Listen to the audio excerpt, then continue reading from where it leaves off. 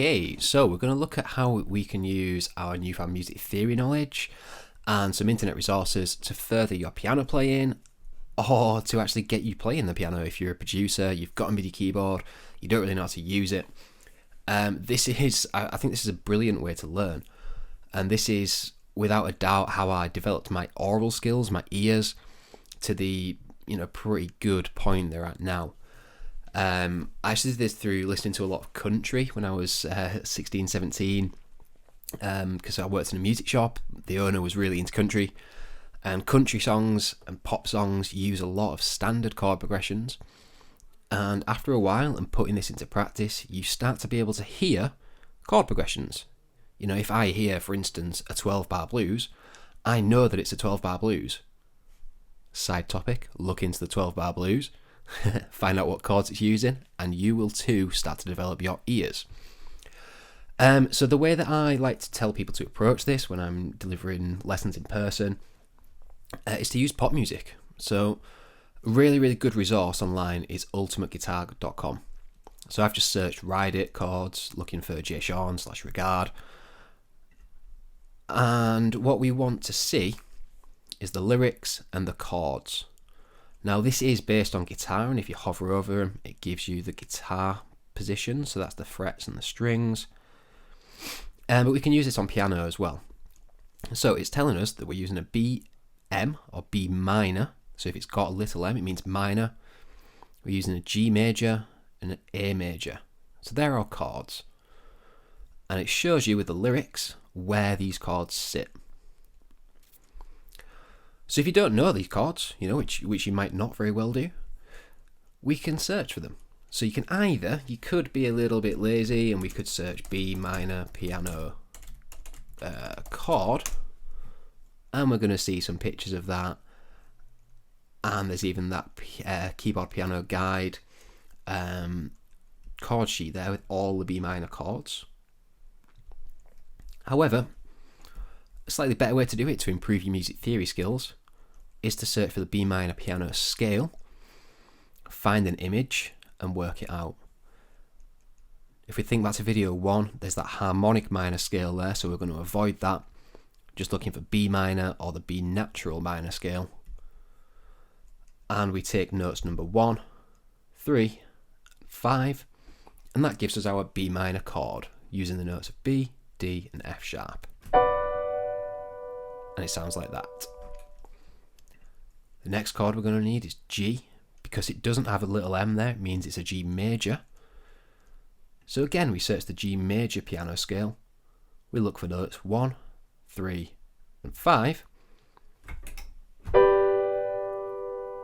So G, B, and D, that gives us our G major chord.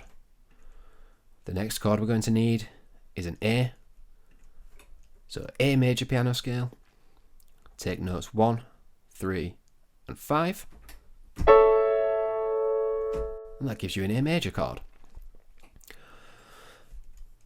And again, I would recommend you try and do a couple of these a week, take a couple of different songs and learn to play them.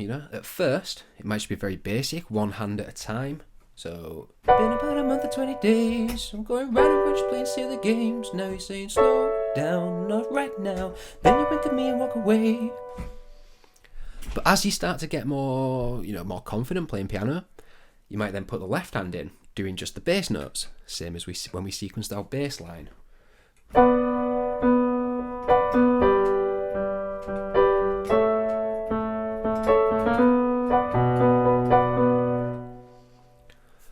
And then you start to develop your little patterns of playing, the way that you play, etc., etc.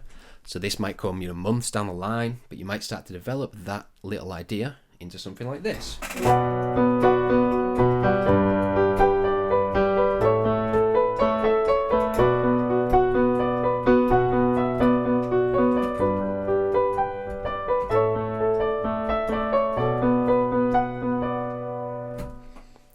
So that's just using the chords from a pop song. Now, little pop secret, this chord progression has been used before. The chord progression in the next pop song that you listen to has probably been used before.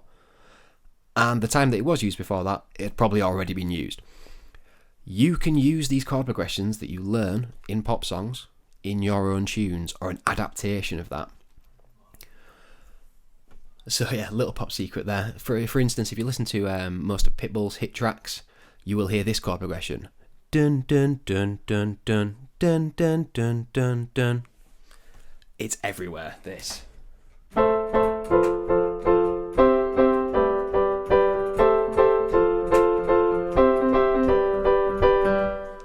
You'll hear it everywhere.